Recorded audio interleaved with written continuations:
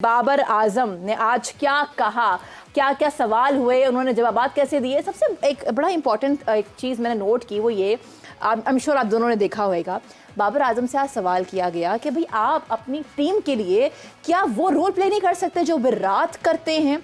आपकी कैप्टनसी की वजह से नज़र आ रहा है वर्ल्ड कप की परफॉर्मेंस के एतबार से, एशिया कप में भी, कि वो प्रेशर है और उसकी वजह से आपका जो करियर है अगर हम आपकी इनिंग्स देखें आप उस तरीके से फिनिश भी नहीं कर पा रहे। उसके जवाब में उन्होंने कहा कि देखें हम डोमिनेंट गेम खेलते हैं, हमसे एक्चुअली फिनिश नहीं हो पा रहा और बहुत आसान है टेलीविज़न पे बैठ के मैसेजेस करना, ऐसे जैसे हम आपसे बात कर रहे हैं, कोई भी किसी को बात करनी है मुझसे तो वो मैसेज कर सकता है।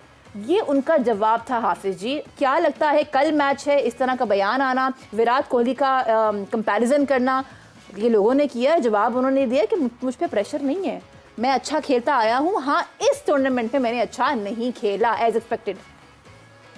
देखें, बात यह है कि विराट के साथ मुवाजना बाबर का होना नहीं चाहिए। पहली बात यह है, उसकी वजह यह है कि दुनिया क्रिकेट में इस वक्त विराट कोहली एक ऐसे खिलाड़ी हैं कि उन जैसा कोई बल्लेबाज, कोई एथलीट क्रिकेट में आपको नज़र नहीं आता है। बहरहाल ये तो मान लेना चाहिए और उसको नहीं किसी के साथ भी मिलाना चाहिए। और बाबर से भी जब सवाल हो तो उनको भी मेरा ख़्याल है कुछ इस तरीके से अपने ख़्यालात का इजहार करना चाहिए या गुफ्तगू करनी चाहिए कि आप उसको एक तरफ रखते हैं।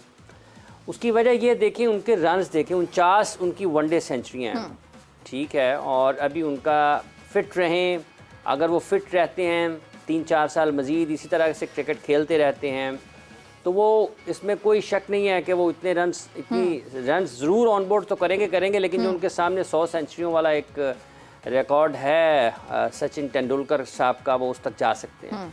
तो इसलिए, और फिर जब आप उनकी क्रिकेट को देखें, उनकी फ़िटनेस को देखें, उनकी खेल के लिए लगन को देखें, मतलब वो एक मुख्तलिफ़ किस्म के खिलाड़ी नज़र आते हैं जब वो क्रिकेट को पढ़ रहे होते हैं, क्रिकेट को समझ रहे होते हैं, जब मैच खेल रहे होते हैं, बैटिंग कर रहे होते हैं और टारगेट ऑन बोर्ड सेट करने की तरफ जा रहे होते हैं, और जब वो टारगेट चेज़ करने की तरफ जा रहे होते हैं, आपको दोनों सूरतों में एक मुख्तलिफ विराट कोहली नज़र आता है। तो जो उनकी अडेप्टेबिलिटी है कि वो ख़ुद को हालात के मुताबिक कैसे ढालते हैं, वो आपको बहुत शानदार नज़र आती है। फिर उनकी कारकर्दगी बहुत ज़्यादा, फिर उनके मतलब बहुत सारी ऐसी चीज़ें हैं जिसमें उनको दुनिया के बाबर ही नहीं, दुनिया के तमाम खिलाड़ियों पर उनको बर्तरी हासिल है।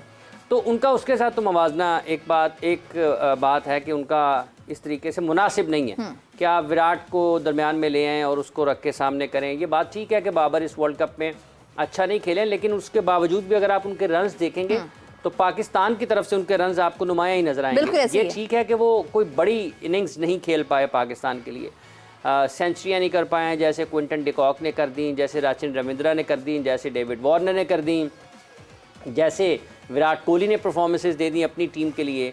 तो ये बात ठीक है कि वो उस मायार पर जिसकी उनसे तवक्को की जाती है और जिसकी वो सलाहियत भी रखते हैं, ऐसा नहीं है कि सलाहियत नहीं रखते हैं, जिसकी वो सलाहियत भी रखते हैं, वो उसके ऊपर नहीं कर पाए हैं। लेकिन दो मुख्तलिफ खिलाड़ी हैं, इनका मवाजना करना नहीं चाहिए। जहाँ तक ताल्लुक़ पैगामात का है कि मैं मैसेज अगर कोई मुझे कर दे, किसी को क्या ज़रूरत है। मतलब आज कल के दौर में तो मिस बलोच को मशवरा ले तो वो भी नहीं देंगी बगैर किसी वजह के। वो कहेंगे जी आप मशवरे की कीमत होती है ना, उसकी वजह क्या है कि ये मशवरा ही होता है, ये आइडिया ही होता है जिसकी दुनिया कीमत वसूल करती है। तो वो क्यों मशवरा देंगे जी बिला वजह। और आपको अब किसी को क्या पता है कि बाबर को मशवरा चाहिए भी या नहीं चाहिए।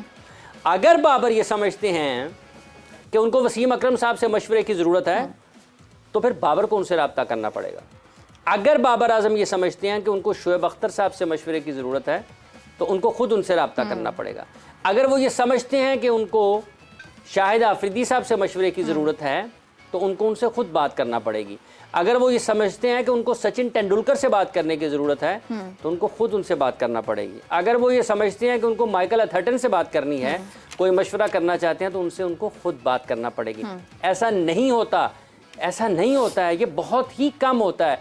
अब ये भी क्या पता है कि क्या जिन लोगों को मैंने नाम लिए हैं बाबर उनके साथ अच्छे गुफ्तगू के ताल्लुकात में हैं भी या नहीं हैं, तो क्यों उठ के लोग आपको मशवरा देंगे। इसलिए ये कह देना जी कि लोग मुझे मशवरा कर लें, सबके पास नंबर है, ठीक है, तो ऐसे तो नहीं होता ना, ऐसे चलता नहीं है। ये आपने जो बात कही है इसके अंदर एक अपनी बात नज़र आ रही है कि क्या उनके मरासिम इन क्रिकेटर से अच्छे हैं भी कि नहीं, तो अब इसमें भी कोई नहीं पहलू मिस दिख रहा है रोज मुझे तो। इसमें देखे ना, एक सादा सी बात है कि अगर ठीक है बाबर आजम पाकिस्तान यानी दुनिया के एक अजीम खिलाड़ियों में बिल्कुल। का शुमार होता है, लेकिन जब आप ये समझें कि आपको किसी मशवरे की जरूरत है तब आप बात करेंगे ना। बिल्कुल। वो क्यों कोई उठेगा एम ही, अगर बाबर उसको फर्ज कर लें, कोई एक खिलाड़ी उनको मैसेज कर देता है और बाबर उसको जवाब भी नहीं देते हैं, फर्ज कर लें 4 दिन उसका मैसेज ही ना देखें, तो फिर वो क्या समझेगा। मुझे वैसे मैसेज से कुछ याद आ गया, हमने स्क्रीनशॉट्स भी प्रीवियसली देखे हैं, वो रिप्लाई जरूर करते हैं मैसेज का, ऐसी कोई देखें बात वो नहीं वो है। जो जिनकी आप बात कर रही हैं ना, उनकी कहानी कुछ और है।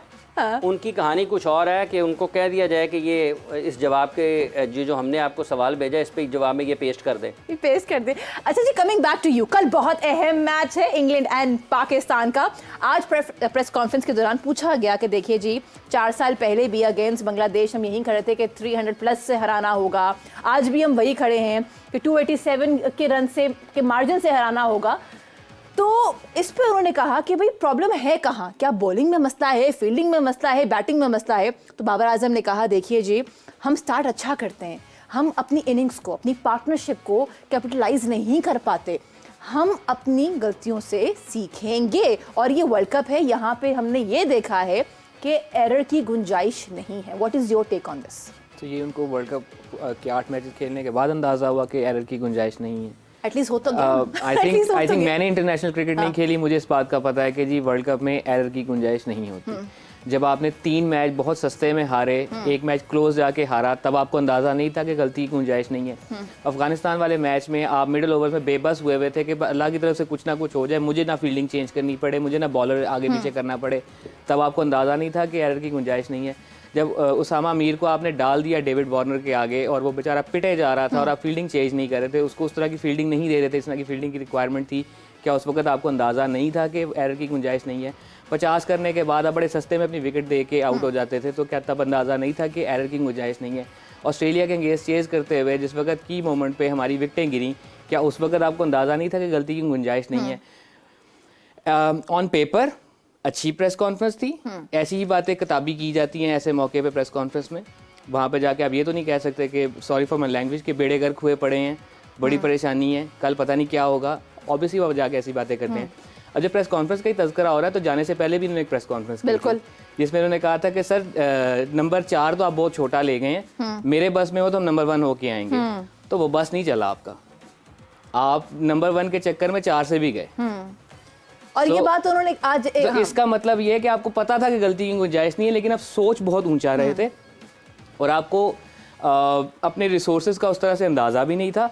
And Babar as a captain जो प्रॉब्लम नज़र आती है वो उनके रिसोर्सेज होते हुए भी अंडर यूटिलाइज रहते हैं। वो चीज़ हमें नज़र आई। इवेंचुअली उन्होंने इफ्तिखार को अच्छे तरीके से यूटिलाइज करना शुरू कर दिया, जो कि चीज़ नज़र आ रही है।